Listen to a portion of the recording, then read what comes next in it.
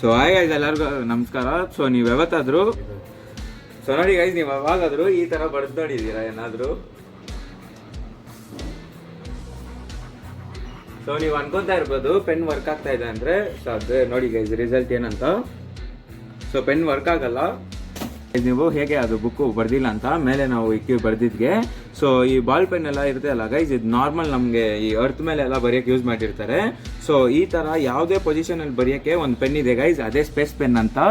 So ಅದು ಹೇಗಪ್ಪ ಅಂದರೆ ಅದು ಸ್ವಲ್ಪ ಡಿಫ್ರೆಂಟ್ ಗೈಸ್ ಎಲ್ಲಕ್ಕಿಂತ. ಯಾವುದೇ ಝೀರೋ ಗ್ರಾವಿಟಿ ಜಾಗದಲ್ಲೂ ಬರೆಯುತ್ತೆ, ಮತ್ತು ಯಾವುದೇ ಟೆಂಪ್ರೇಚರಲ್ಲಿ ಇದ್ರೂ ಬರುತ್ತೆ, ಮತ್ತು ಅಂಡರ್ ವಾಟರೇ ಬರೆಯುತ್ತೆ ಗೈಸ್. ಅದೇ ನನಗೆ ಇಷ್ಟ ಆಗಿದ್ದು. ಅದರಲ್ಲಿ ನೀರು ಒಳಗಡೆ ನೀವು ಪೇಪರಿಗೆ ಬರೆದ್ರೂ ಬರೆಯುತ್ತೆ ಅದು ಮಸ್ತಾಗಿ, ಆದರೆ ವಾಟರ್ ಪ್ರೂಫ್ ಪೇಪರ್ ಇರಬೇಕು.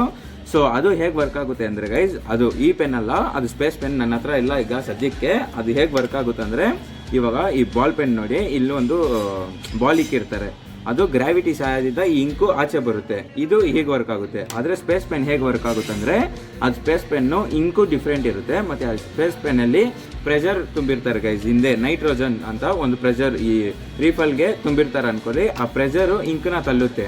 ಅವಾಗ ನೀವು ನೀರು ಒಳಗಡೆ ಕೂಡ ಬರಿಬೋದು, ಮಲ್ಕೋ ಬರಿಬೋದು, ನಿಲ್ ಕೂಡ ಬರಿಬೋದು, ಯಾವುದೇ ಪೊಸಿಷನಲ್ಲಿ ಬರಿಬೋದು. ಸೊ ಇದೇ ನಿಮಗೆ ಹೇಳ್ಬೇಕಂತ ಅಂದ್ಕೊಂಡೆ. ಸೊ ನೋಡಿ ಗೈಸ್, ಏನೇನು ಒಂದು ಪೆನ್ನಲ್ಲೂ ಇದು ಮಾಡಿದ್ದಾರೆ. ಸೊ ಇಷ್ಟ ಆಗಿದೆ, ಲೈಕ್ ಮಾಡ್ಕೊಳ್ಳಿ ಗೈಸ್. ಸಿಗೋಣ ಮುಂದಿನ ವಿಡಿಯೋ.